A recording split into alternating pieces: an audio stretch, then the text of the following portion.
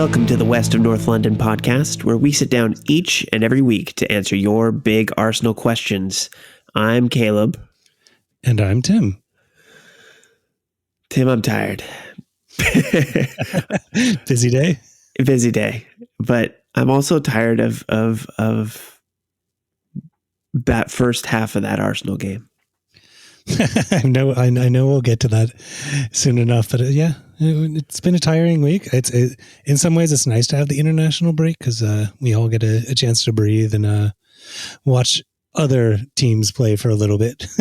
Yeah, I don't actually get too excited about these international breaks, but we are creeping closer to the Euros, so it makes me a little excited. I guess that something of, more meaningful than some friendlies is coming up on the horizon, because that's what I like international football, when it's actually a tournament or something.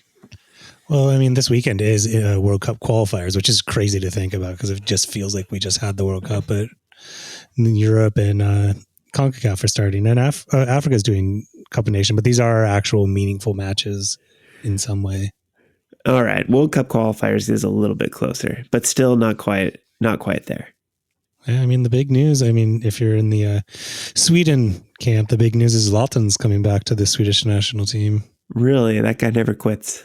Yeah. I mean, this isn't a podcast about the Swedish national team, but I am not super excited about it because I feel like the team plays better when he's not in there. But that is a hot take for another show. I want to pick that scab a little bit. What's your feelings on him as a player? Well, I mean, I think he's one of the best players to ever play the game. If we were in a different era where Ronaldo and Messi weren't around, he would be recognized as the best player around. He is an amazing player. He's kind of an asshole. And when he plays for the national team, the Swedish national team, he just becomes the focus of everything. So all the players just kind of, instead of playing their game and playing their strategy, just try and push it through to Zlatan. And it just doesn't work. There's a reason Sweden never qualified for the World Cup with Zlatan on the team, and it shows. Why is he getting the call up now? Because at the end of the day, Sweden doesn't have a ton of quality in general, and they're looking for something. I as I said, I think it's a bad idea, but he's having a good year in Milan. I'm hopeful he plays the role he's playing at Milan at the national team and doesn't kind of go full Zlatan on us, but we'll see. Yeah, I can recognize the skills that he has, but he's not my type of player. He's, as I say, he's an amazing player, and I love watching him play. He is Swedish, so it does have a special place in my heart. But I remember when he was playing for the Galaxy, and the one time he played up in Seattle, and I was able to watch him. I spent the entire game actually just watching him, and it was interesting to just see how he doesn't do a lot of movement. He just kind of stays in one area of the pitch, and then when the ball gets towards the attacking third, he kind of turns on. But other than that, he's just kind of wandering around on the empty side of the pitch. And do you think that's just part of his strategy to save all his energy for the final third? Or do you think that's just like he's just only thinking about himself and not really tracking back or doing anything else? I think it's a little of column A, a little column B. You can't argue with his results. He scores goals. He does amazing things. As I say, he's the third best player in the world, or at his peak was the third best player in the world behind Ronaldo and Messi, which isn't a bad place to be, but I think sometimes he gets a little selfish, a little too much in his own head, and kind of believes his own hype. Gotcha. Yeah. I every time I hear him talk, I'm just like, man, he'd be much better if he talked less. Yeah, I mean, there was a point where I think he didn't believe his hype. It was kind of a joke. And I've read his autobiography, and it's interesting, and he comes from an interesting childhood, and there's a lot of different things at play. But I think somewhere around right after Man U, like right around when he started playing for the Galaxy, I think he started believing the character that is Zlatan. And I think that kind of like joke, tongue-in-cheek joke that he had kind of switched into the reality. And I think that's unfortunate. Yeah. I could see that. All right. Well, let's get back on the rails. What are you drinking this week?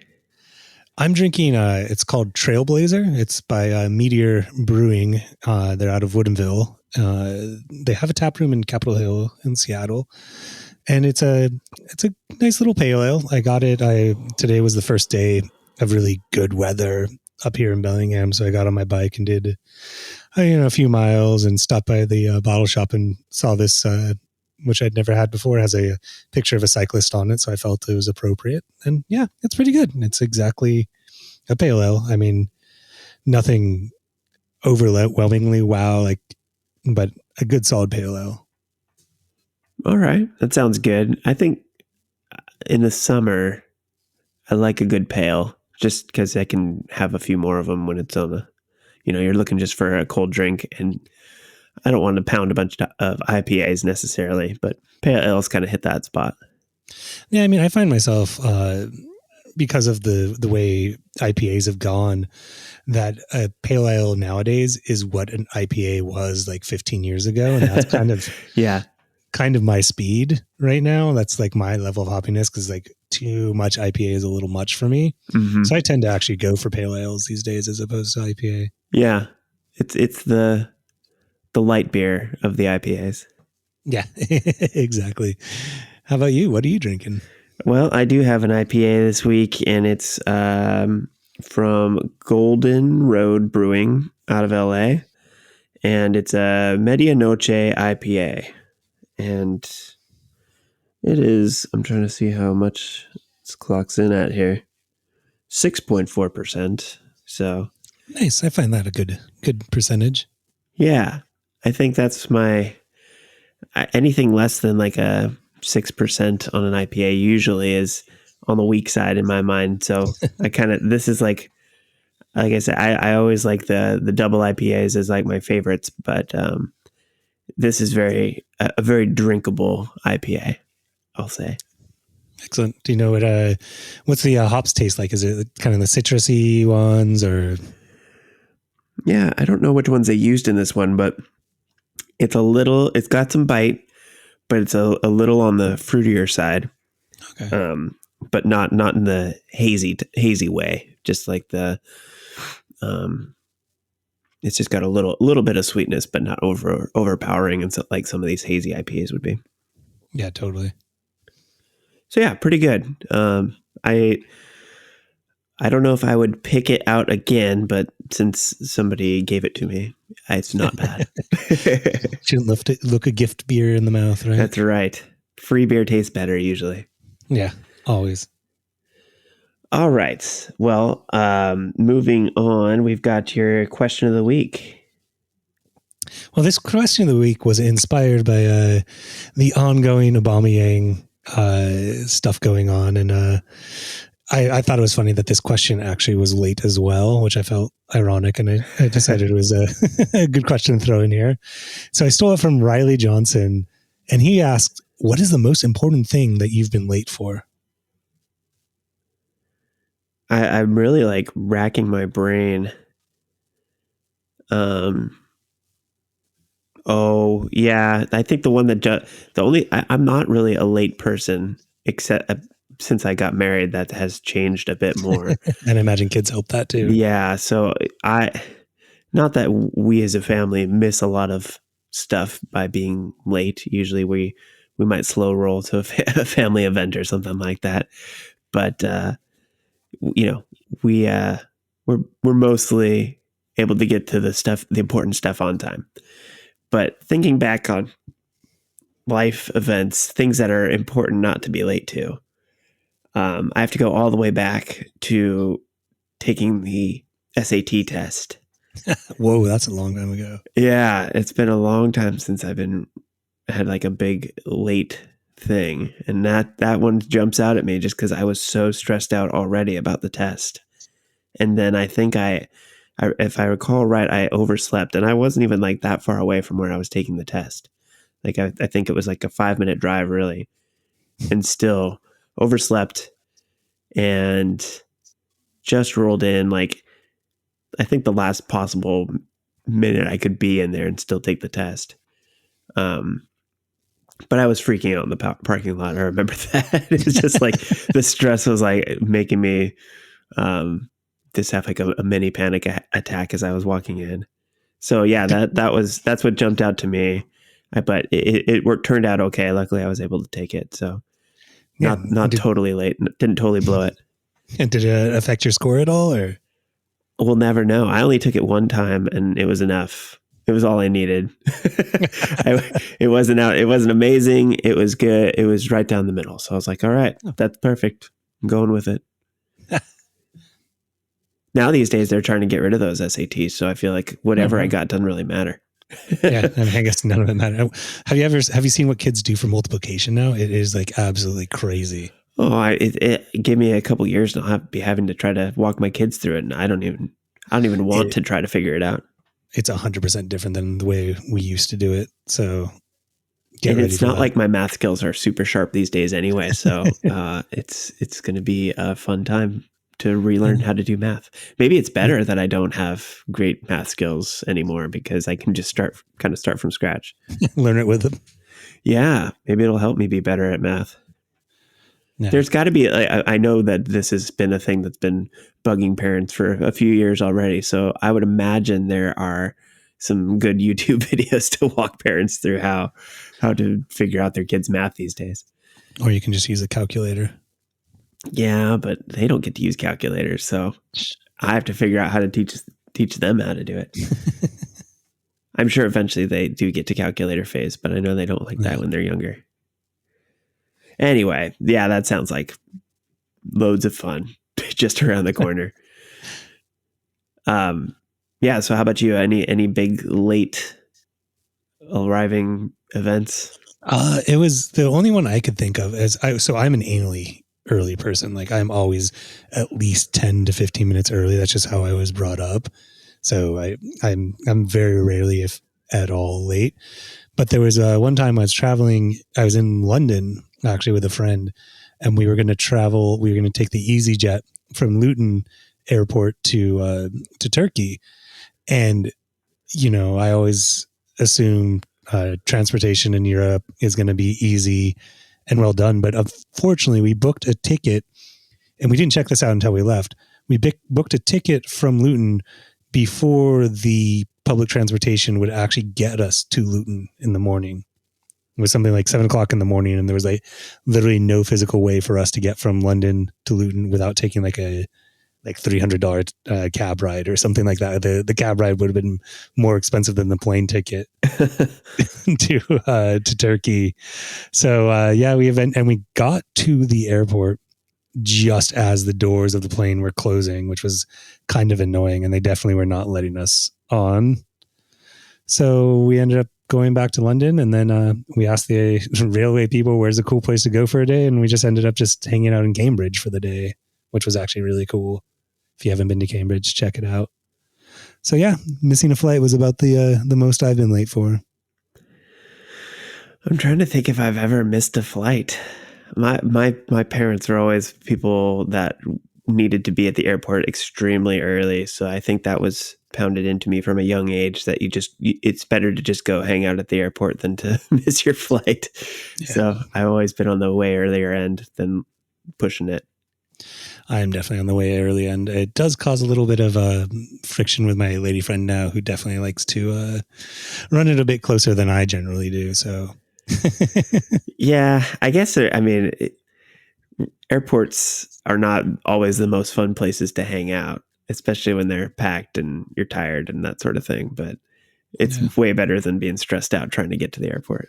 Yeah, I'd rather get there a couple hours early, have a couple of expensive beers than freak out about missing my flight. Yeah, I get travel anxiety as it is. Like I would just much rather know that I'm going to be on the plane. Like I don't usually relax until I'm on the plane and we're off the ground. Well, speaking of not relaxing till you're off the ground and on the way, let's go into the Olympiacos game. Yeah. I feel like that was, I guess I would have hoped that Arsenal would have gotten their bad games out of the way with that one. and been able to bounce back a little bit better. Because if you're going to lose a game and just really not show up at all, it's a game like that where you just get to reap the benefits anyway and not really have to worry about it. But that was a pretty, I don't know if pathetic is the word for it, but it was lackluster for sure. It was one of the worst games I've seen in a long time. It was just, there are other games that keep you on your seat, in which we will get to later, that are bad for another reason in some ways. But this game was just like, it never felt like Arsenal got going, and it's just one of those games in which you just kind of watch it and you're like, that like we were pretty much in no matter what. It didn't feel at any point like we were really threatened, at least in my mind, even after the goal, but it just did feel boring. And just, I think the players were about as excited to play the game as I was watching it. Yeah, I didn't really feel like there was much quality until the second half when the subs came in. I felt like that was really when Arsenal started to pick up a little bit, but it really took. I think Odegaard and Partey made the difference to me, and that was when the game kind of changed. And that was, oh gosh, when did they come in? 57th. 57th, yeah. So it was really the final third of the game was much better than the rest of it, but really it wasn't like the players were trying all that hard at that point. It was more just controlling the game, it felt like. Yeah, and I think that's what you need to do at this stage, especially, kind of sandwiched between a big derby game and another, Premier League game coming up, that they did what they needed to do to go further. And you can't really, at the end of the day, complain about it. But it really does show the difference in depth that, as you said, the difference between Partey and Odegaard and Ceballos and Elneny it's fairly night and day. Yeah. What do you think about Ceballos at this point? Because I am, I have different feelings on him than I did originally, I think. He was a player I was genuinely excited about us having. I thought he had potential. I think after this long with him, we've seen what he is. I don't see much improvement or much different we're going to see from him at Arsenal. And it's very mediocre. He's this is exactly the game you can expect him to play. And so, yeah, I'm not excited. I don't want to invest any more in him, really. He's a role player in my mind. Yeah, if anything, it was good for him to get the minutes and to allow other people to rest. But yeah, that number 10 role doesn't really suit him, at least not in the way that we played. And it just didn't feel like there was enough pace in the game. Like, it just felt really slow, and you saw it's really noticeable, like watching Ceballos and Xhaka sometimes, and even Elneny to a degree. They're just not quick about getting things going. Like, Ceballos has bursts where he's like he kind of gets his legs under him and is able to string some things together. But it just felt like that triangle of Xhaka and Elneny with Ceballos just wasn't up to the pace of the game, and didn't really bring enough. And Aubameyang, what's up with Aubameyang? I had that question written down for the next game, but we could talk about what's going on, because he doesn't look himself. And I don't, and I get that he got played out of position in this last game a little bit. So that didn't help him at all. But he looks like he's just a little out of form, and maybe could do with a goal to get him back into his normal self again. But it's been a little off to me. I don't know. I think we've been saying that for a while, and he has had a couple goals, and we've thought maybe that'll help him kick on. I to answer your initial question, I don't know what's up with Aubameyang, and it's the more and more it's going on, the less and less it's feeling like a fitness thing or anything. It feels like his head's not there. And, at this point, I don't have him as an automatic starter, which is crazy to think. Captain, I think on the highest wages of the club, just re-signed a healthy contract. But I'm not starting him in my mind. I think Lacazette for sure is much more informed than he is.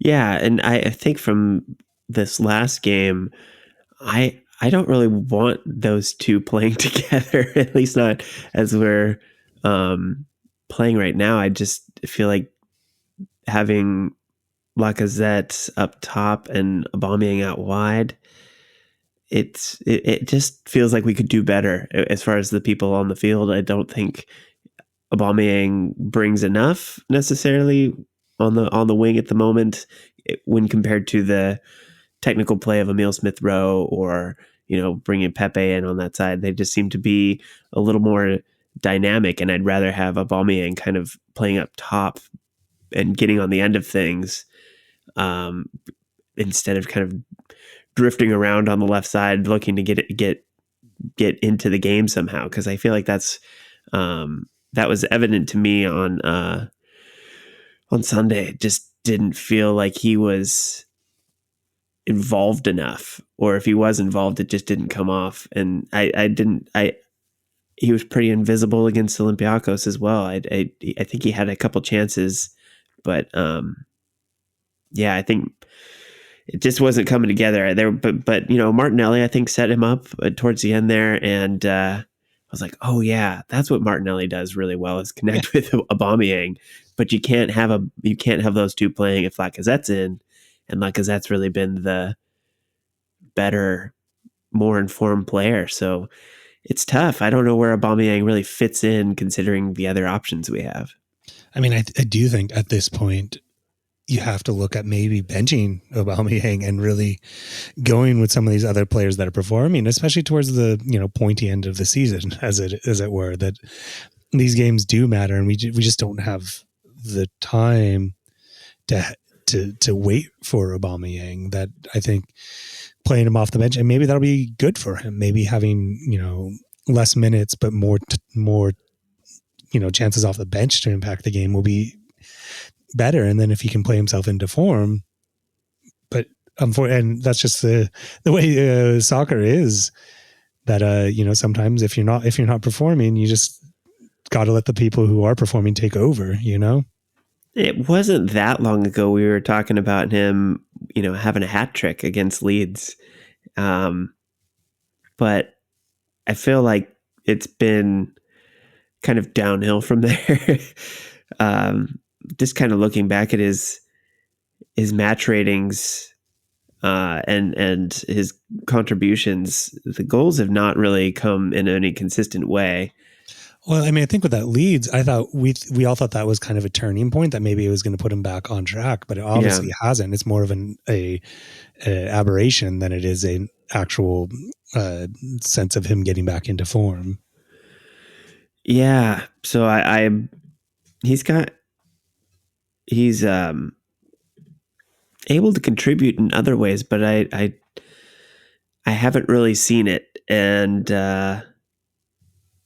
it's tough because I think you can't not play him, because I do think once he finds that form, he can be a big contributor to the team. But it's harder to see his long-term future with the inconsistency he has right now. I would like to get more out of him for another season, but it's like, how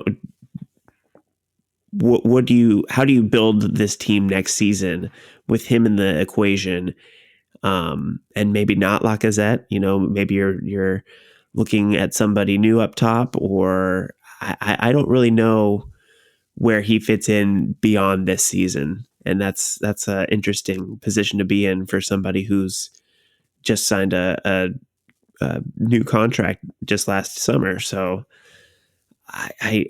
do you feel like he's got more to contribute, or should Arsenal be thinking differently about his future? I think that was the issue when we were talking about it before he signed his new contract, is that there is a cliff for any player as far as just, when they're going to stop performing at the level they've been performing. Mm-hmm. And it was going to happen sooner rather than later. And I think everyone was really hoping that he had 1 or 2 more years. I'm not feeling that right now. I don't feel like he is going to get better, or that I think the best of him is behind him right now, and it's whether we can even get close to the best. And I'm not sure where he fits. It might be better just to move him on, but then you have a pretty large hole to fill. But I mean, he only has 9 goals this season in the Premier League, and I think those 9 goals are fairly replaceable. Yeah, that's the big question. I think are you keeping other people off the field that could be contributing more? And I think when you're looking at like Emile Smith-Rowe or Pepe or Martinelli, other people who could play in that left side, I wouldn't want to keep them off the field if they could potentially grow into something better for the team long term. And I think that's kind of the question with a lot of these older players. When we look at the team, I think the other player that jumps out is Luis. And I'll talk about him probably more in this West Ham game, but I do wonder how much we should be relying on him at this point. I know we have the team that we have, and he probably is the best option as far as consistency, which is surprising to say, but he's consistent until he's not. So you get a little bit of danger every time you play him, but the level that he can play at, I think, is worth him getting as many minutes as he has, but that can't last forever at his age. So next year we have to really make a tough decision on, do we go younger? Do we give a player more minutes to try to establish a full on, like a solid center back pairing that we can rely on? Or do we continue to try to patch it together every week with Luis rotating in?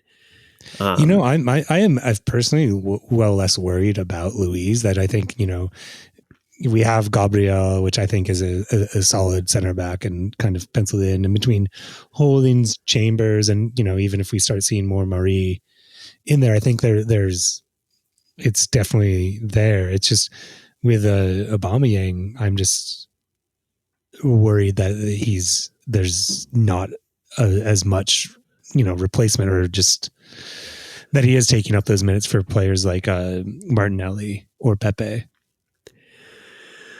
Yeah, so I think there's definitely a need to go out and get a new striker, in not necessarily to replace Aubameyang, but to add to that core of forwards and strikers that we have available, especially if Lacazette is going to move on.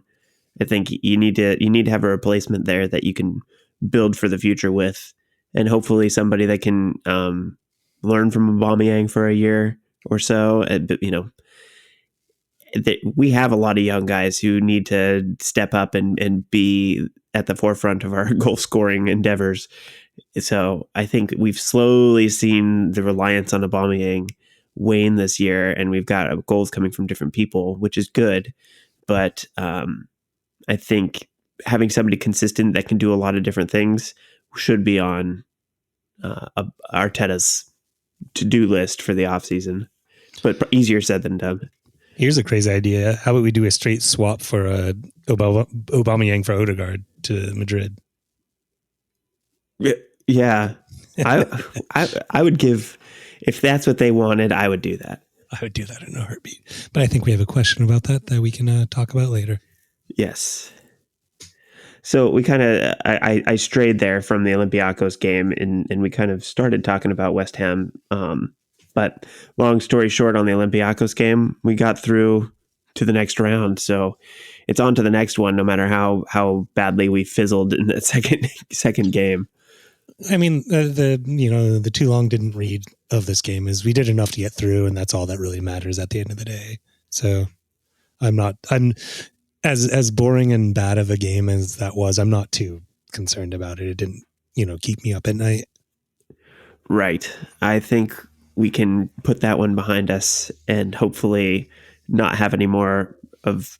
I mean, I think that it's a wake up call for the rest of the tournament to say, hey, you can't do that again, or you're not going to go on beyond the next round. And I think that's, it's a cheat. We're very close to a easy run in here. Our next game. I'm trying to recall when that is. Matches. So we have Slavia Prague, which has its own set of problems that we will get into as we get closer to that game. But, racism aside, we've got them on the April 8th. So that not this coming week.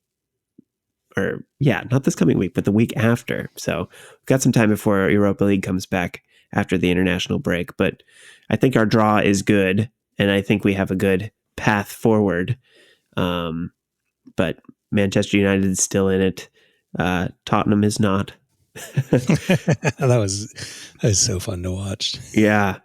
So that's fantastic news. But there's still some big guns left. Luckily, we don't have to hit any of them in the next round. And I think I hope we have a pretty easy match in the next couple games here. On paper, at the very least, Slavia Prague is the easiest team it left, and I think they do have talent, and it's not like we should overlook them or anything. But I think it's lucky we're not playing, like Milan or not Milan, but Man U or any of the other big teams left, or even Ajax or some of these teams that would be a much difficult test. And we'll eventually have to face some of those teams if we want to win the thing. But it's nice to have a more relaxed next round than other teams will be having. Right. And, when you have Liverpool coming up, it's nice to have a light Europa League match right after that. Well, and they have Liverpool is playing. It's Madrid, right? So Liverpool has a tough run of games right when they come back from the international break. Yeah, so maybe they'll be distracted. That's the hope, right? Right now, I think we were, before the draw for the quarterfinals, we were favored to win Europa League, according to 538. We did drop down behind Man United, but of the 8 teams left, I like our odds quite a bit. Especially, like, you've got Ajax, Villarreal, and Roma are the next most likely to move on. And I'm not really too worried about any of those teams. I think Man United's the only one that really makes me nervous. I mean, all those teams have their pluses and minuses, and I'm going to heavily caveat that I think we are at the level, if not, we're right around those teams. Like, let's not put ourselves ahead of it. Ajax is a good team despite the losses of players that they've had. Villarreal is going to be a tough team, especially because Emery's coaching that team right now, which would be an interesting matchup. Mm-hmm. And Roma does have some handy players and is all right form. So those are all teams around us that I think, is at our level at the point. I'm just being real honest of where we are as a team, and I think those are all tough teams. So it's not going to be a cakewalk by any means. Besides, I mean, to be honest, I think United is probably the least, in my mind, the least of my worries out of those teams. I think I want to say that Arsenal on their best day is better than those teams, and on their best day is equal to Man United. That would be my assessment. My assessment, just taking the rose glass at Arsenal side, I think on the best day Arsenal can beat any of the teams left, and that's easy. But I don't think player for player on their best days, I think it's even. And Ajax, I think on both their teams' best days, it's a very even. Arsenal might have a slight advantage, but not much, as much as you would think. Yeah, I think, Ajax would probably be an unfavorable draw if we have to go through them. But let's not count our chickens yet. Let's get through Slavia Prague first. Exactly, and Slavia Prague has a couple scalps to their name right now, so let's not look past them. Yeah. Well, the team that showed up in the first leg would be preferable to the team that showed up in the second leg for Arsenal, for sure. Exactly. Right. Let's put a nail in that for now. That's a couple weeks away before we hit that Prague game. But for the moment, we can jump into the West Ham match and delve into the horrors and the delights of that game. I hope you don't mind me just putting in a quick comment. I put in the running order that there's going to be a lot of negative talk about this game, especially the first half. Mm-hmm. And I think we're going to, dive into some very difficult things to talk about. But just as a whole, one of the things that I wanted to bring out is that it was enjoyable to watch a game where we came back from 3 goals to tie it up. Just not in an analytical way, not in a big season, like where is Arsenal coming from, where are we going, but just as a fan of soccer and seeing your team going from the lowest of the lows to the highest of the highs is a feeling that I don't think we should just, shunt aside. Like it was just in that way, a fun game to watch. Like I got immense joy out of that game in a non-analytical way. Yeah, I would agree with that. I just hate that we have to go through the first half to get to that.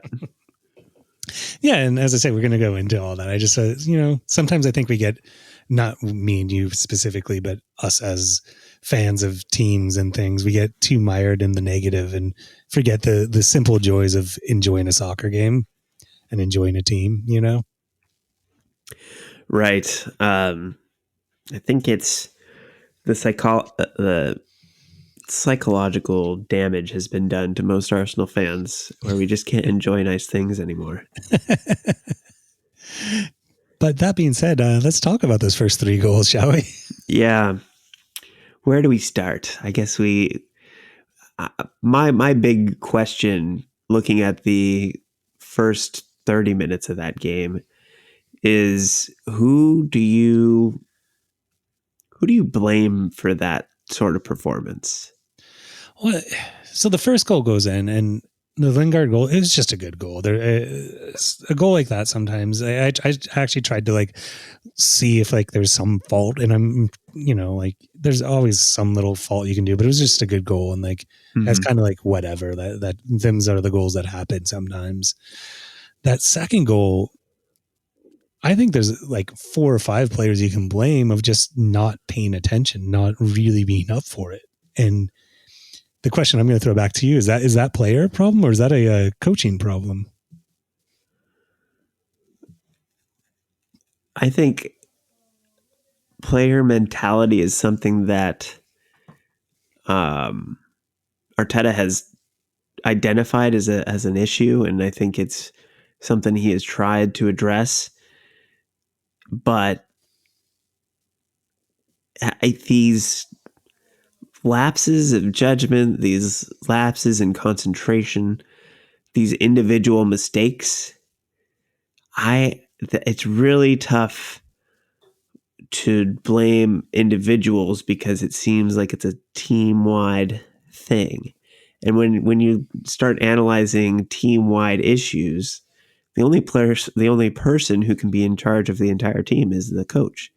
So I think Arteta has to take some or all of the blame at the end of the day for not preparing his team and getting them in the right headspace.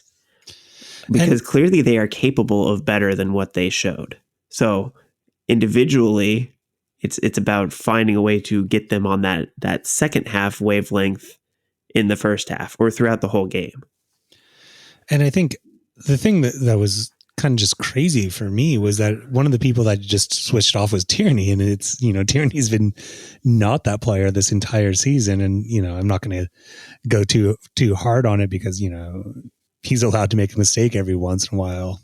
But it was surprising to me to see Tierney involved, or not involved, as it were, in that second goal. And more than anything, that second goal was, I think emblematic of the performance in the first half of just players that maybe not technically doing anything wrong, but just completely shut off and not paying attention.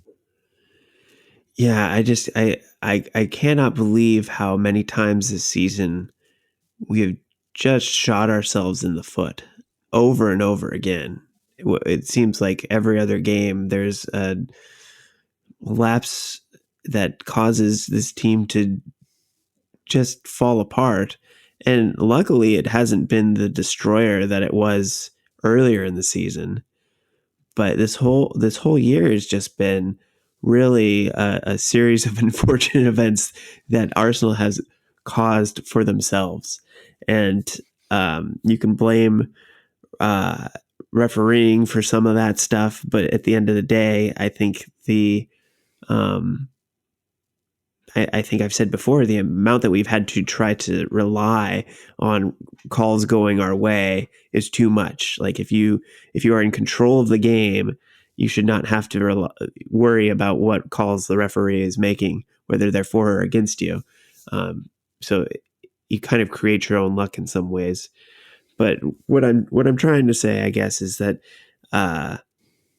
it is clearly something that has been part of this team for a long time, and it's not something that's easily fixed. And I think it is kind of a combination of the shortened off season did not allow for preseason, so therefore you're not able to necessarily get all on the same page. And you have a newer coach who's trying to instill new ideas and a new culture in the team. So there's a lot to be thinking about. So I can understand sometimes that causes you to overthink or underthink or think about the wrong things. And then I think, the level of player that we have, we've got maybe not the most world-class players. We've got a lot of young players who have a lot of potential, but they're going to make mistakes. And so there's a learning curve. And then we've got guys like Xhaka and Luiz who just are prone for some reason to having those random freakouts that you cannot predict that totally derail games. So there's just a lot of factors, and I don't know how you stomp all that out. But I do think not having fans plays a role. So a lot of this will get fixed, I think, going into next season, and having a preseason and having fans back and having another transfer window to bring in some fresh blood. But that's interesting that you think fans are going to help this team. I'm actually mildly afraid that fans are actually going to cause more problems, because it will make some of these players who are already a little bit nervous, like Luiz or Xhaka, the fans tend to give them a little bit more of a hard time than support them in a lot of ways. I kind of think that's a reason to not plan on them in the future. Like, I think we need to have better players than that. I mean, that would be nice and all, but I'm just saying that more than likely we're going to see both of them next year. And so I am a little afraid of what happens when we put fans back into the mix, because, Arsenal fans are definitely not known for their patience. And, the relationship between the fans and Xhaka is well documented at this point. And I worry a little bit about it. So, but there's nothing you can do. You have to have fans back in the stadium, And of course, I want the fans back in the stadium. But it's going to be interesting to see how this team. I think of it as almost a negative as opposed to a positive.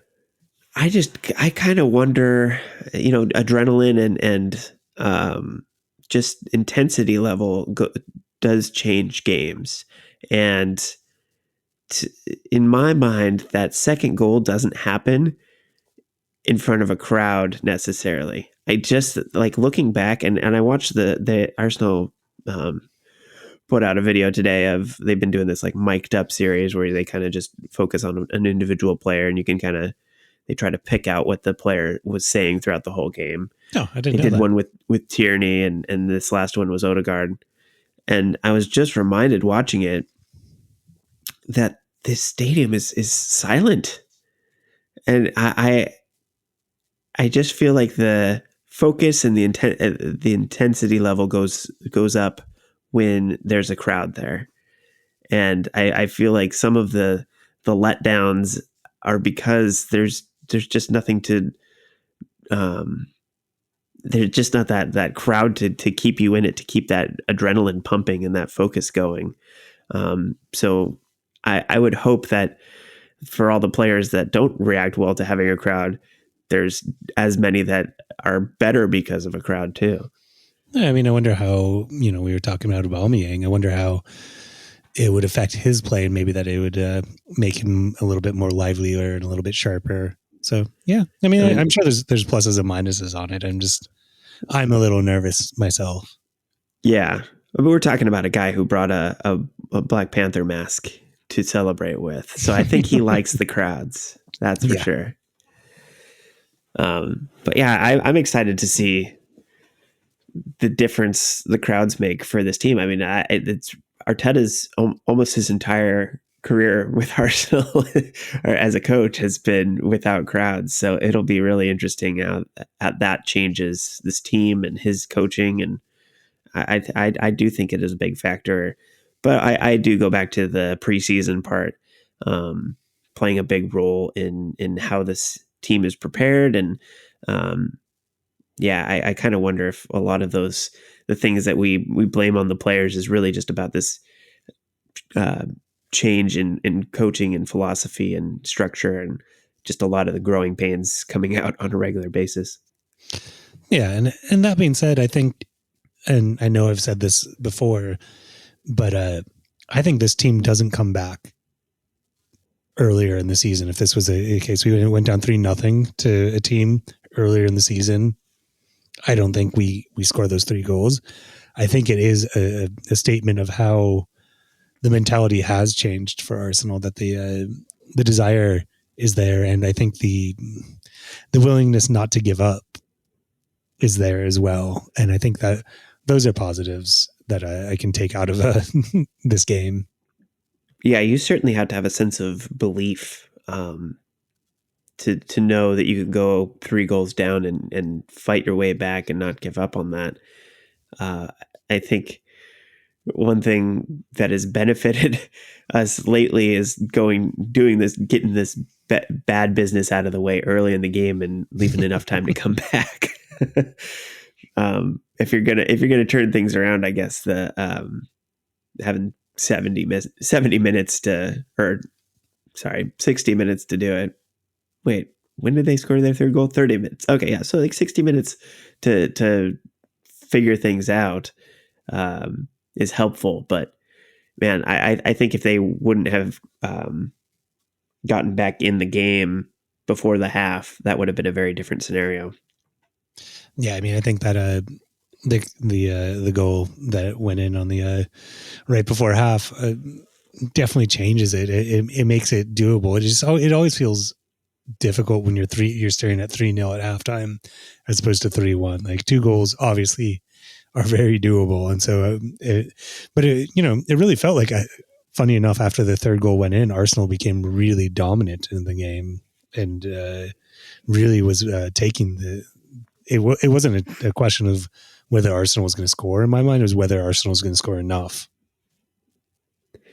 Yeah, agreed. The the first goal coming back, the cross from Chambers.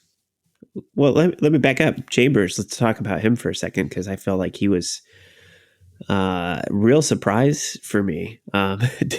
First of all, he's had a couple subs lately, but getting the start was somewhat surprising. I think we've got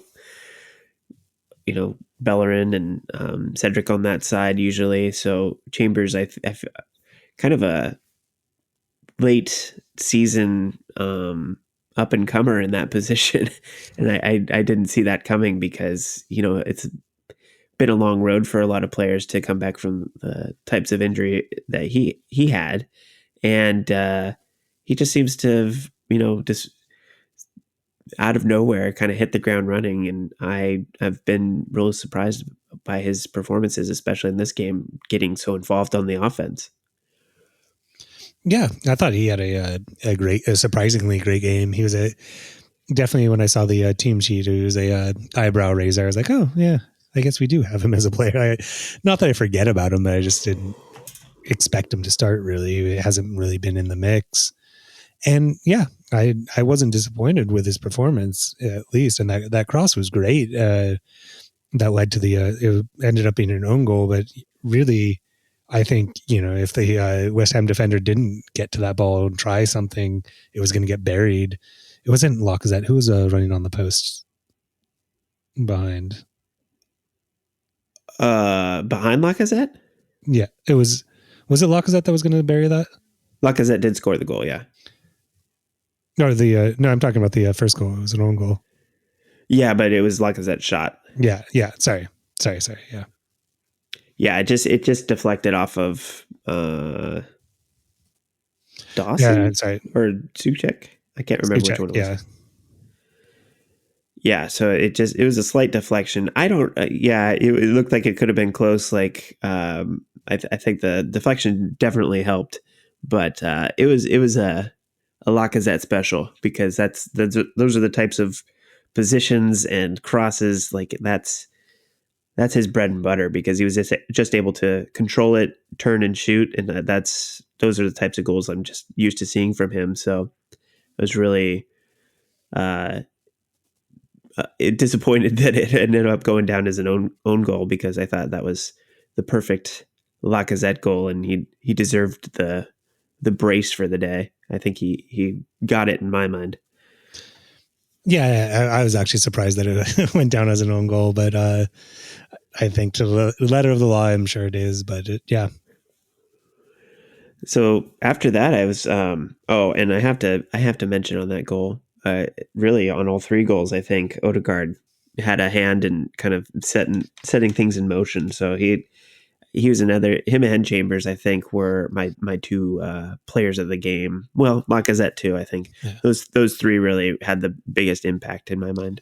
And with Odegaard, and I know, again, we're going to talk about, we have a question about Odegaard for later, I know, but it's not just on the goals. He has such an important part of how Arsenal plays throughout the game. And it was very apparent this game to see him kind of pull the strings and really control the flow of the game. And every time I see him play, I fall more and more in love with him. Yeah,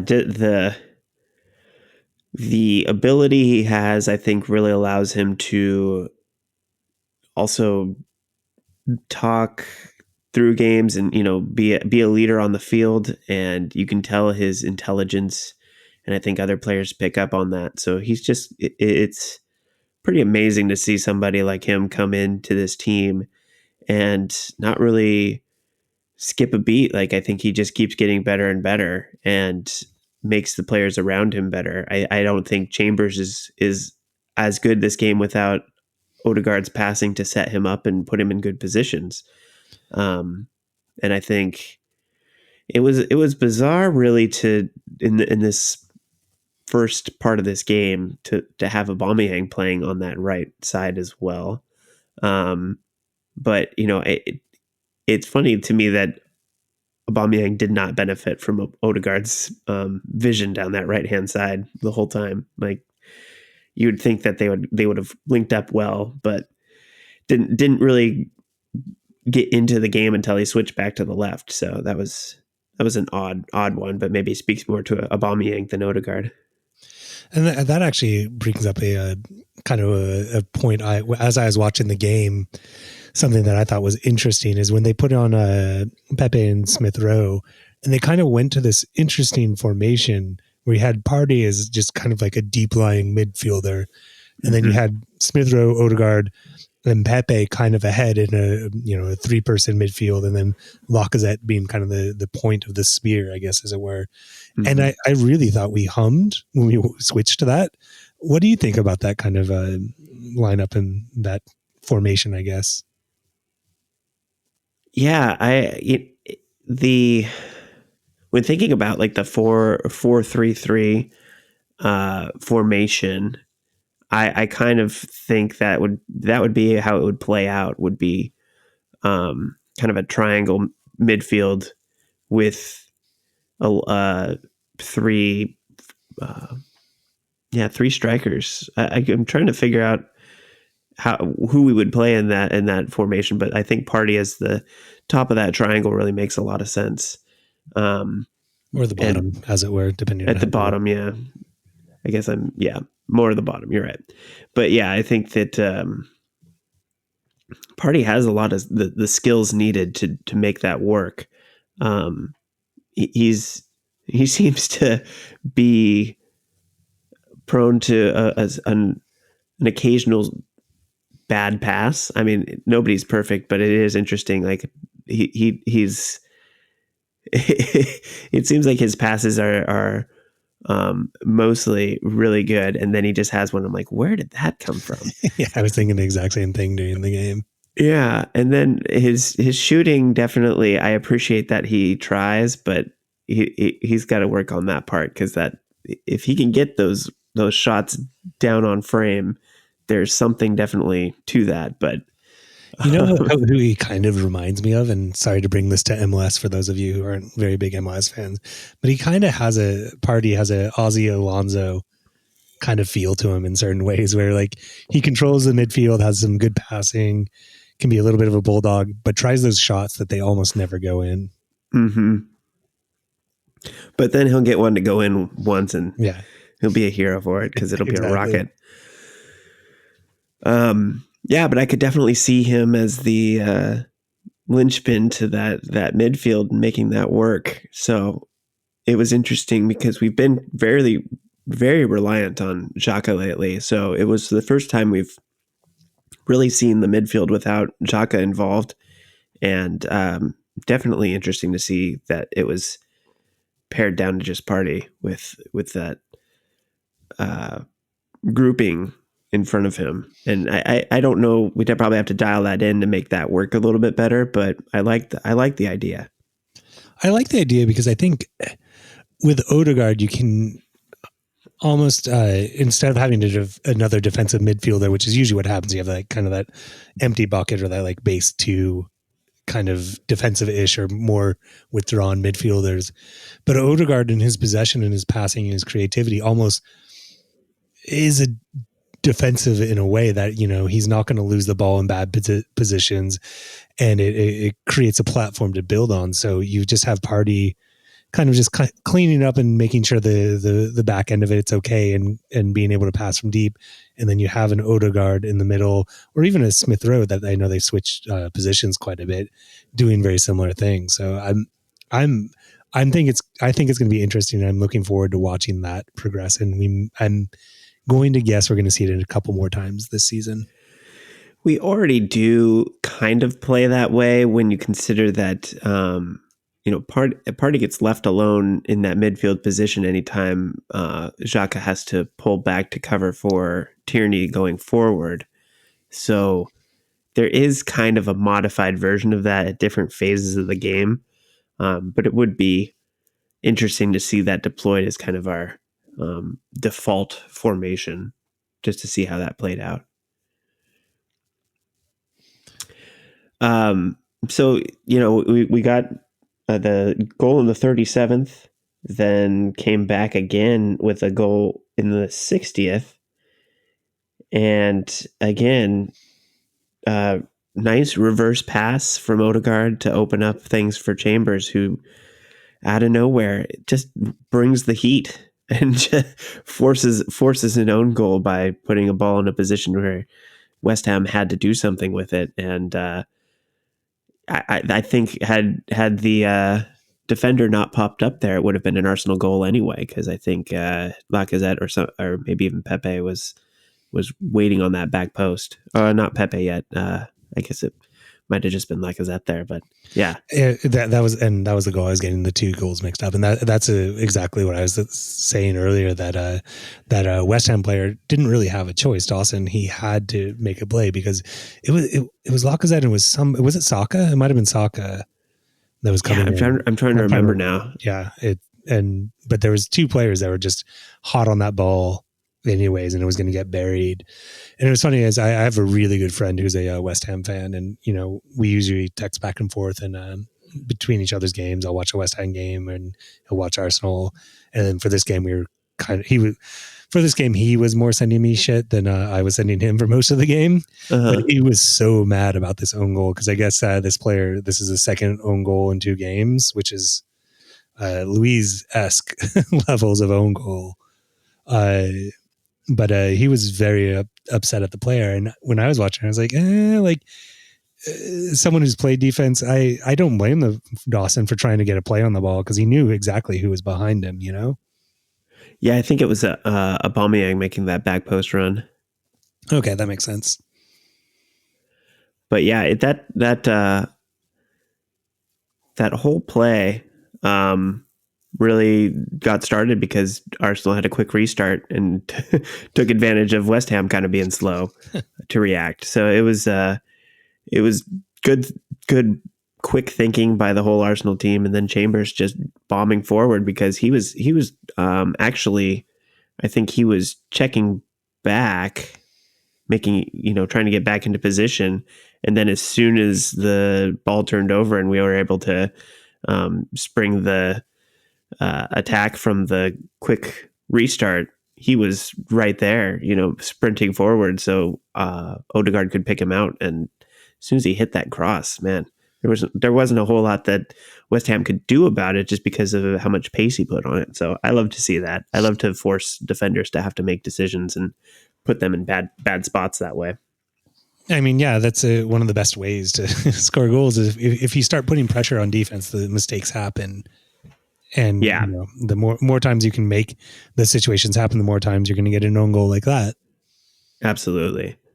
And I think it's been, we've seen it with Odegaard lately, the positions that our players are able to get into to make the cross, and then also the positions players are able to take up in the box. And it's been much more accurate, much more decisive in the box, and not just crossing into empty space or to where players should be. It just seems like lately there's actually been players in dangerous positions, so that you can't just have dangerous crosses into the box. You have to have that pressure of players in dangerous positions to force defenders to make tough choices. So I think that was an improvement that we've made in the last chunk of the season, is just really getting guys into better positions and taking advantage of it. Especially that third goal as well. Once again, Odegaard pulling the strings, finding Pepe, and Pepe put in another hot pass. Well, I think a right-footed pass this time from him, and found Lacazette's head of all things. My question to you, and it's a very important question: how loud did you scream when that goal went in? Yeah, I always make some noise and I scare the kids because they're not paying attention to the game, so it's always out of nowhere. But yeah, I was in disbelief really that they were able to come back, and actually had another opportunity through Pepe and it didn't come off, and I think they even had another chance late in the game, but it was I was ready for 4 after that third goal. I was pumped. I really had the belief that we were going to win the game, and I'm happy that we ended up tying it. I can't complain. But really, in my mind, I had us winning. Like when that third goal went in, I was like, all right, it's on. We're doing it. Yeah, they just looked like the better team all the way through the end of the game. Like I can't think of a time where I was like, oh, West Ham's going to get back in this. Nope, it just I mean, Arsenal looked pretty dominant. there was the Antonio right after I believe it was after the first goal, or it was in the second half. But Antonio did hit the post at one point when we were still behind, which would have definitely changed the game. But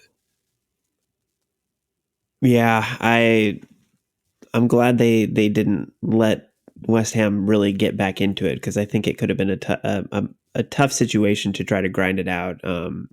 Even if they had gone up a fourth goal, that would have been it. But yeah, it's to really just take control of things and see that game through was a lot, like you said, a lot different from some of the games we had earlier in the season. So it was refreshing to come out of that game with a good result. What felt like a great result, really, compared to where the game started. I know this is a cliche, but it really did feel like a tie that was a win. There's some ties that feel like losses, and some ties that feel like wins, and this is a tie that felt like a win. Yeah, absolutely. But I really do have to. We've got to try to figure out how to not get in that position in the first place. That would be nice. I'd really like to have some clean sheets again. I'd like to feel more in control from the first whistle. But maybe that's wishful thinking for this team right now. And I know we talked about it a little bit because, earlier in the season, it was definitely 1-0 to the Arsenal, a lot of clean sheets and Arteta making the defensive solidity. So, and we always talked about like, there's kind of this, gears that you go through, or this lever that you're pulling between defensive stability and offensive attackingness. And I wonder if we're now seeing the lever going in the other direction, where we're more in the attacking mode and giving up a little bit on the defensive side of things. Yeah, it's tough because maybe you could say that the lapses come from trying to go forward too much and maybe thinking more about what they're trying to do with the offensive side of the ball and not really concentrating on what they need to do on defense. That's definitely something that Arteta is going to have to figure out, and I think that's something as a new coach he's still sorting out, and how to balance everything and get the most out of these players on both sides of the ball. It can't be all one or all the other. So finding a way for them to be strong throughout the game, both on offense and defense, and stifle teams. I think that's part of this is just getting. You should be allowing 3 goals. If you can keep it down to 1, you're going to win a lot more games. So I think the quest for the clean sheet should be a priority, but also figuring out how to score at the same time. So if it's not having the right players, then that's something that needs to get fixed in the offseason. But if it's just a mentality thing, I hope that can be corrected over time here. Yeah, and I think that's as we were saying, this is a work in progress, and as we move forward, I think we're going to find the sweet spot. I'm very hopeful that we're going to find the sweet spot, and this is just part of the growing pains, and I still definitely feel like we're moving in a positive direction despite that first half. Yeah, I feel positive about this, even though it could have been much better. I feel like there's a lot to take away, and it's nice to have a little break to reflect, to get some guys some rest, and hopefully come back refreshed a little bit and not injured. That's always the concern with these breaks, is injuries can come out of nowhere while guys are away. So hopefully everybody comes back healthy, and there's some good vibes going into the Liverpool game. Yeah, and some time to plan. And there's a great article in the Guardian. Came out either today or yesterday. That was just talking about how coaches really haven't had a chance to breathe. They haven't had a chance to like just take stock of what happened in the last game and kind of plan for the next game. And this will hopefully give us an opportunity coming into that Liverpool game to do that. Yeah, it also gives the opportunity to Arteta to over tinker. So that's a concern. Well, I'm sure we'll need some talking points over the next couple of weeks as we don't have any Arsenal news. So I'm sure we'll go far more into depth about that. Yes. I think that's all I've got on the games. So should we take a break here? Sounds like a good time. I need a new beer. So yeah, I think this is a perfect time. All right. Well, on the other side, we'll answer your questions and wrap things up. So stick around and we'll be right back.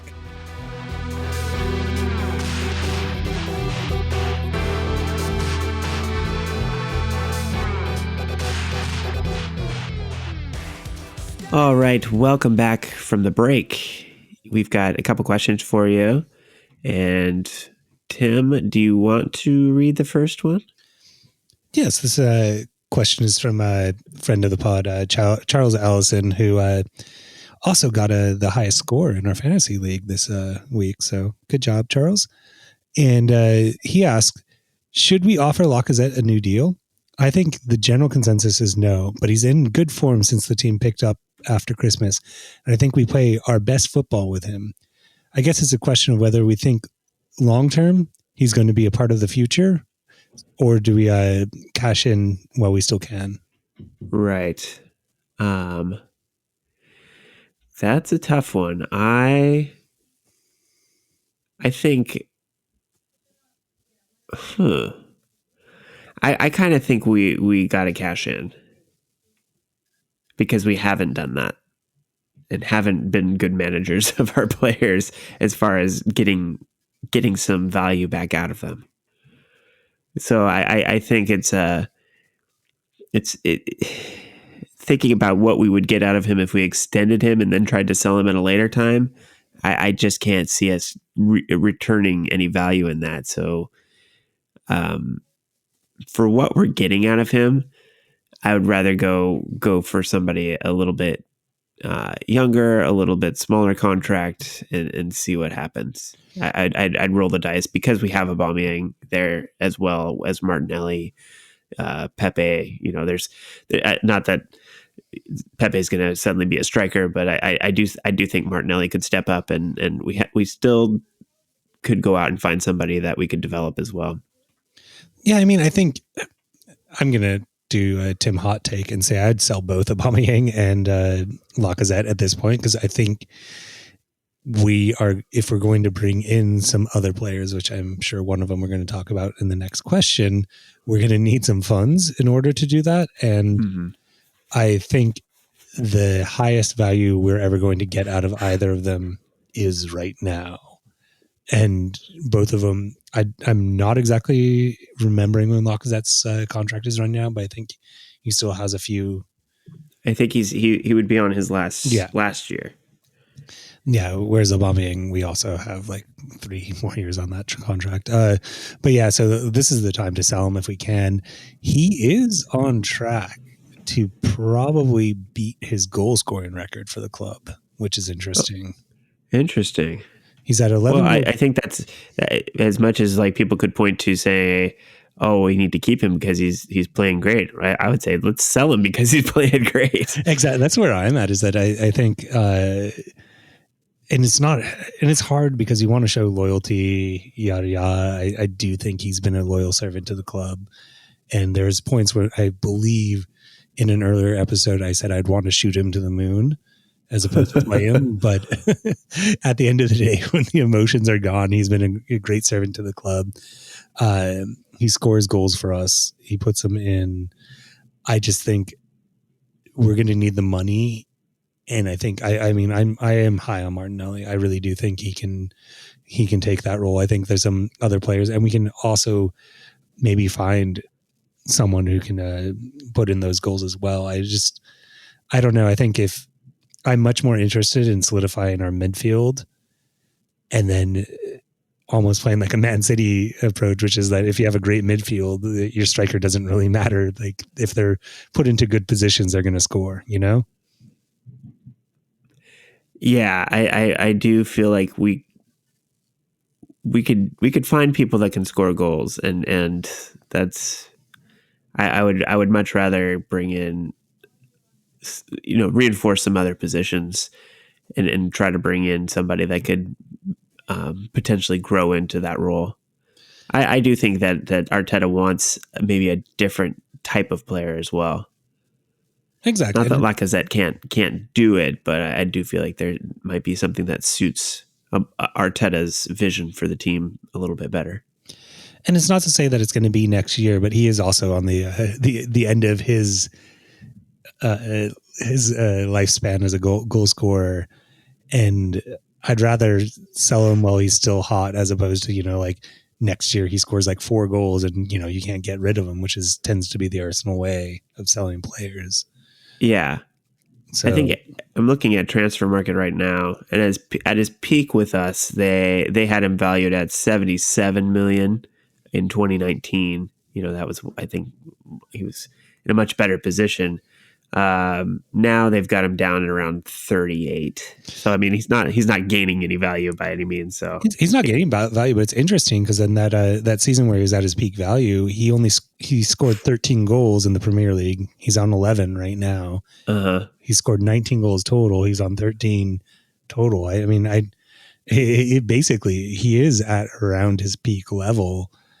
It's more when you're looking for the future. And if we keep him for another year, we get 0 out of him.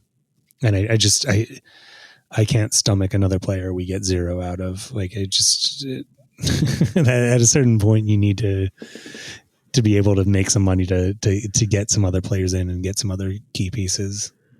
I think it is bad money and bad spending to give a player another contract on what they have done for you already and not what they will do for you in the future.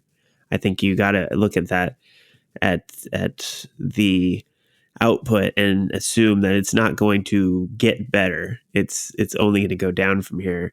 And at that point, isn't it worth spending that money somewhere else on somebody that's 5 years younger, that has a higher ceiling potentially, if given the opportunity?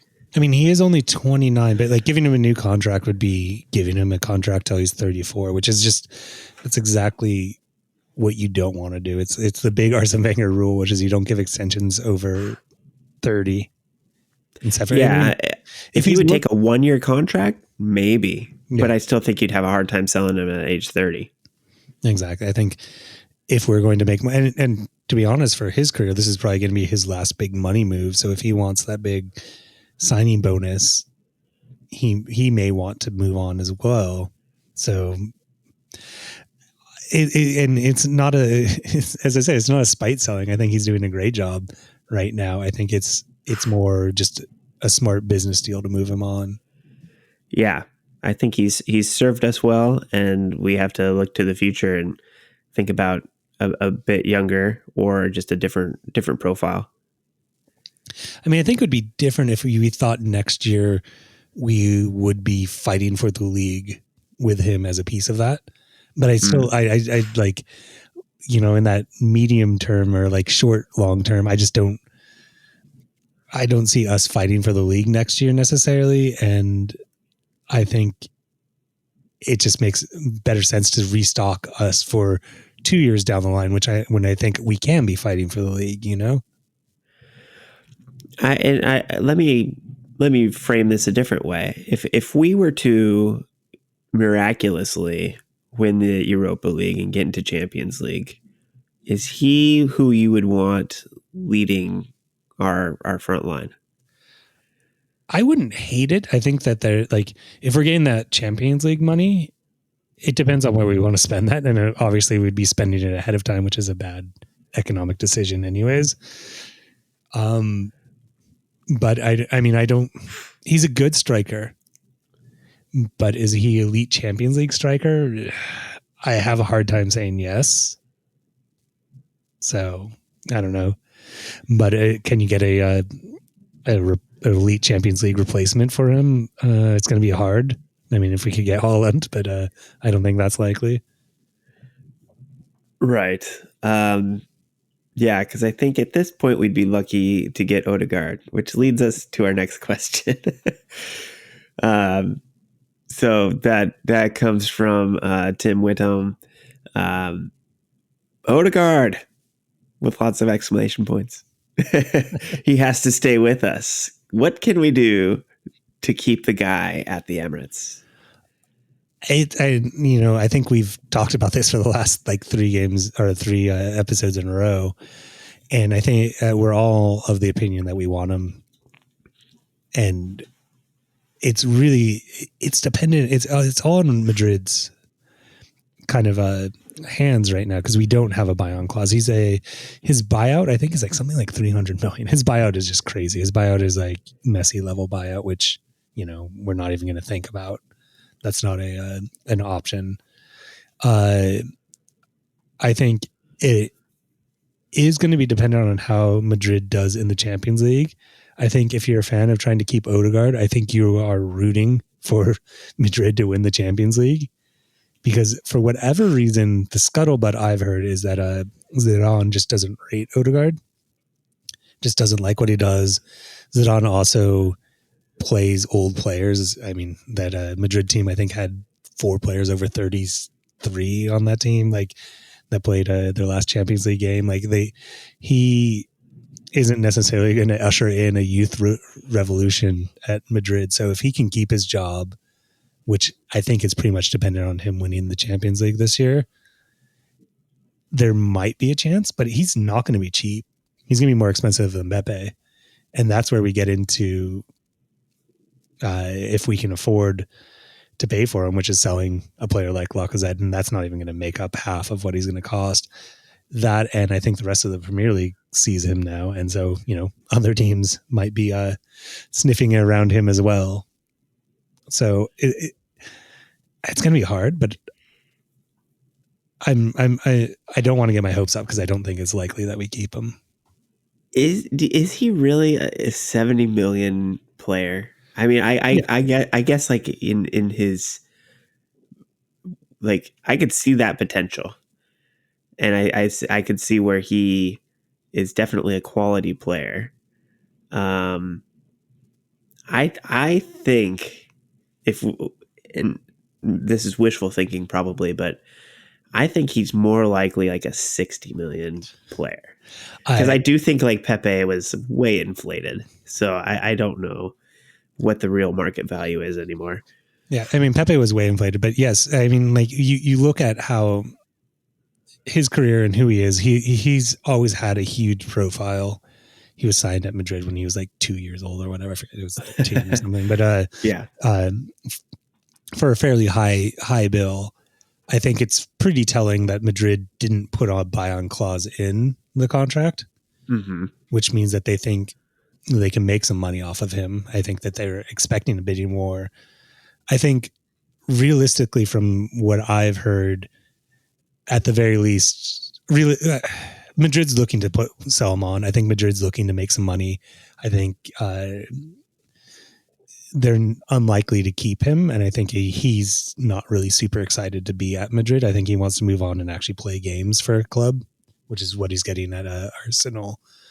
I do think he is going to be well above 60, and it's just going to be more of if Arsenal is prepared and or able to pay the money.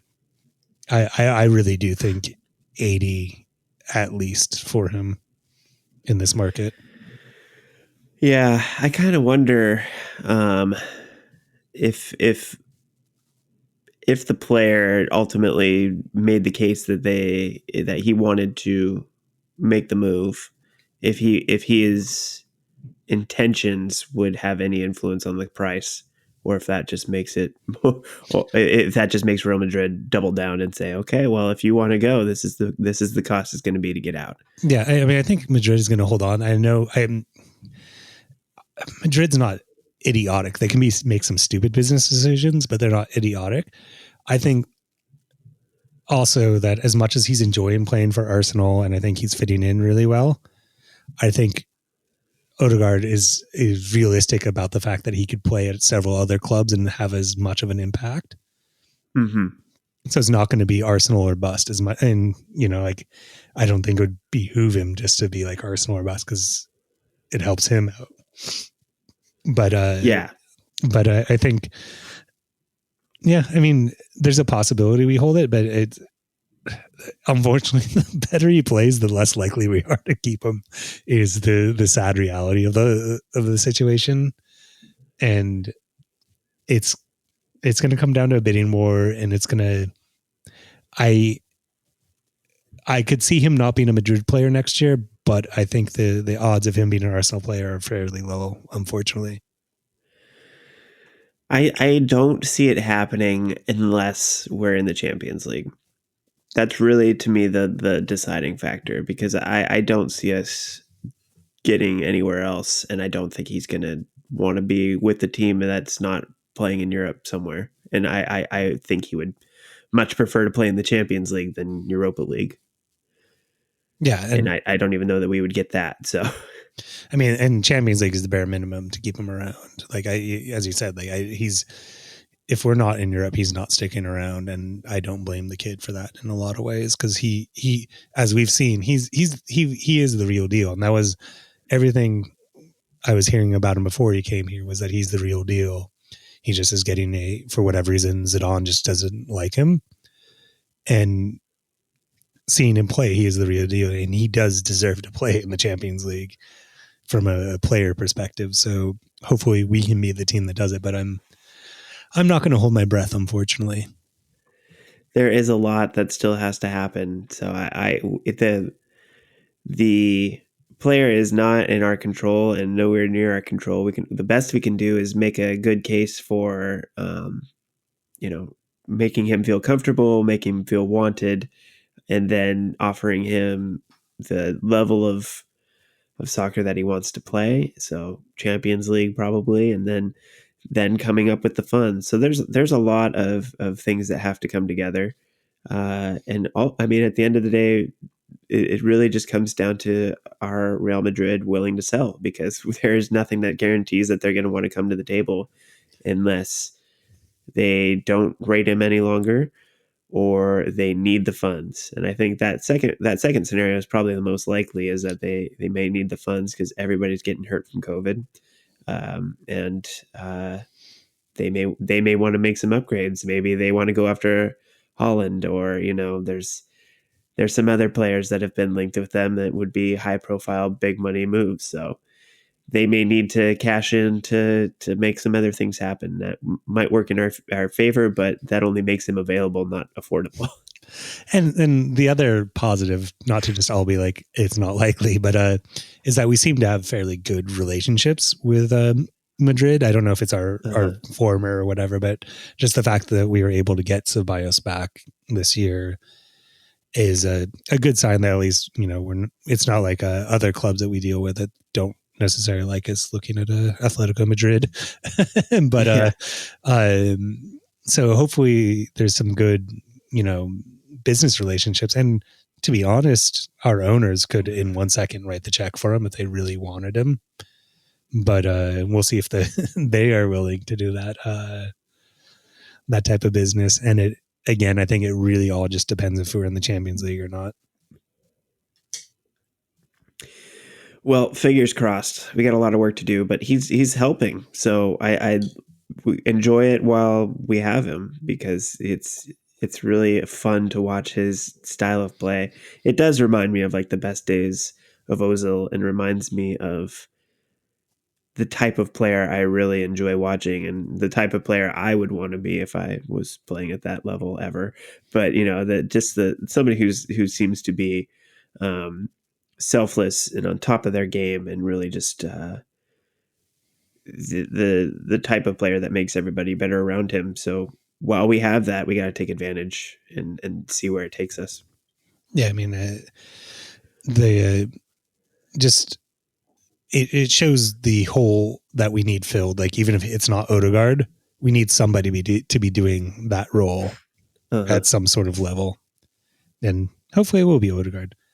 Let's all cross our fingers and and toes. Yeah, exactly.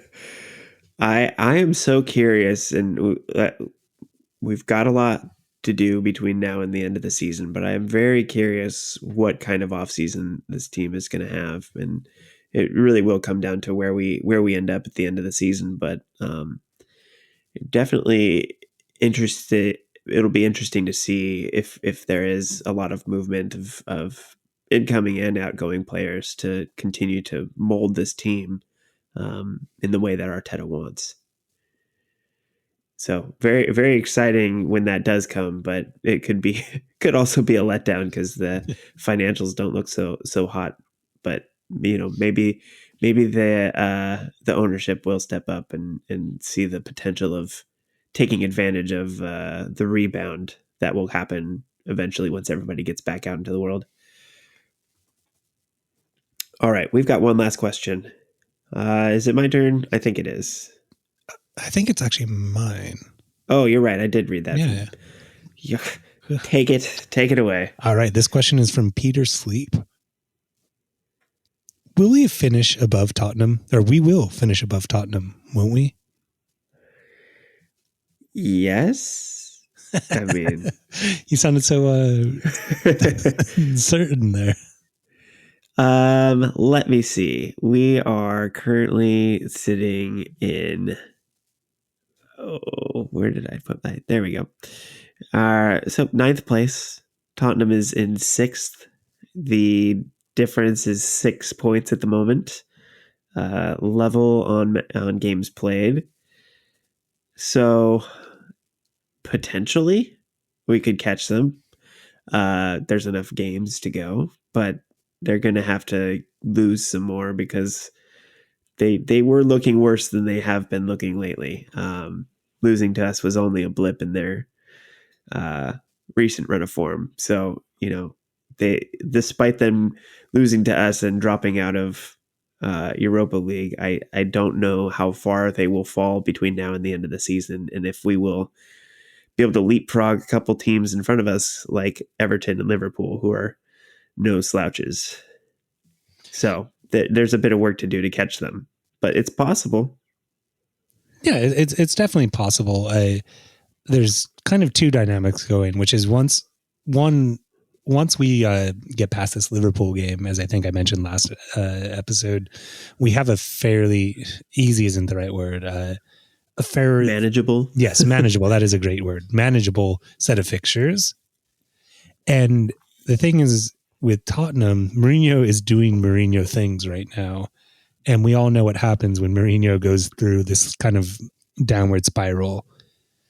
And it seems from what I've been hearing, they have a rift in their dressing room. I think Lloris mentioned it after they fell out of the Europa League. And there's been a couple wicked whispers that have been going around that there's basically a lot of the players that don't feel like they're getting enough time have just given up on Mourinho. And Mourinho tactically seems to have just not have anything new. So there is a chance. 6 points in 10 games. Is that what we have left? 10 games, or is it 9 games now? I think it's down to 9. But it's not impossible to make up, but it's an ask. I want to say it's possible. I feel like we can do it with the team that we have. It would be a nice feather in the cap.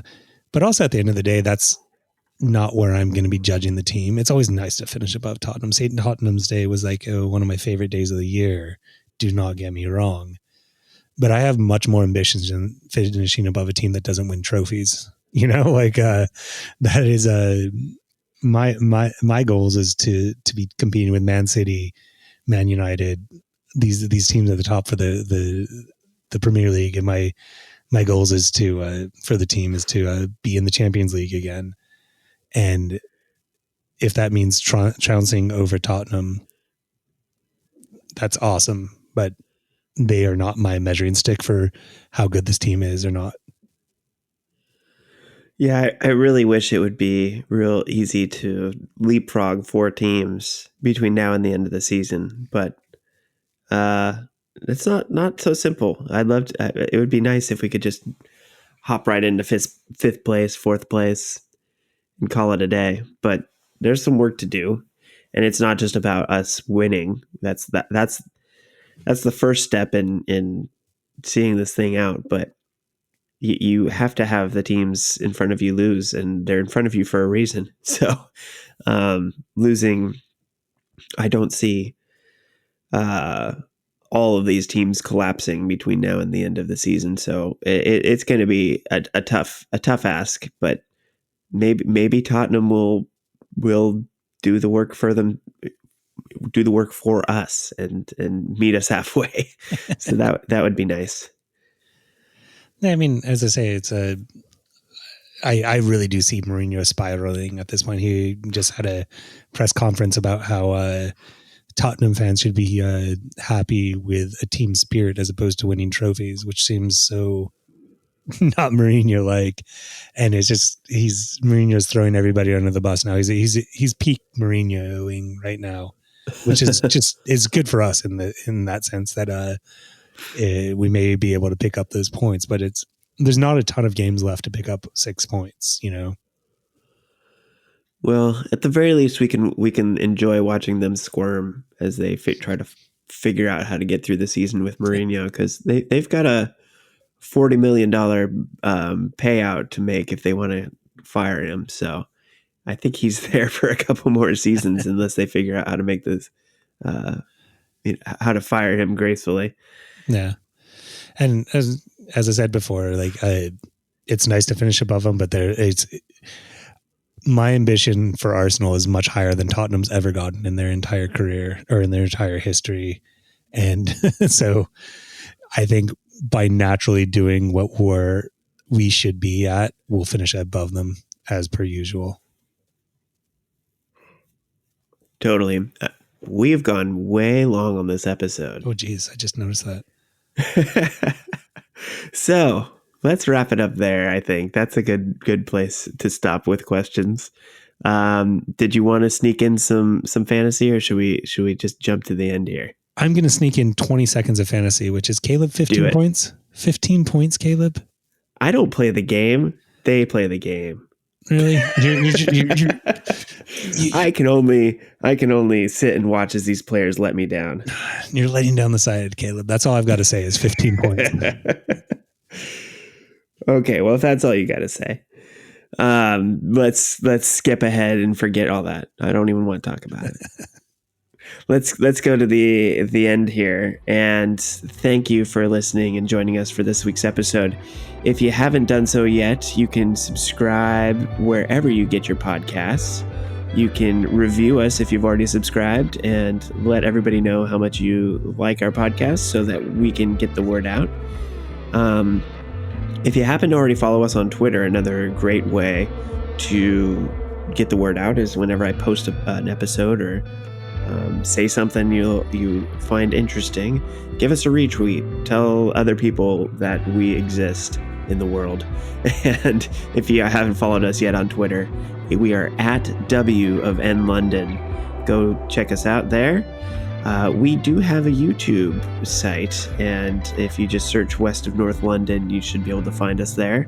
We are starting to post our episodes there as video tracks that are just the audio, but we're going to try to do some more video in the not too distant future here, so keep an eye on that space for more from us. And if you'd like to just email us a question for next week's episode or any comments you have for us, you can do so at westofnorthlondon@gmail.com. We'd love to hear from you there. And last but not least, if you like our theme song, go check out Bobcat. They are at their website, which is bobc.at, and check out their latest album, No Course to Follow. I think that's it for us for this week. We'll be back with another one very soon. So as always, see you at the next gun show.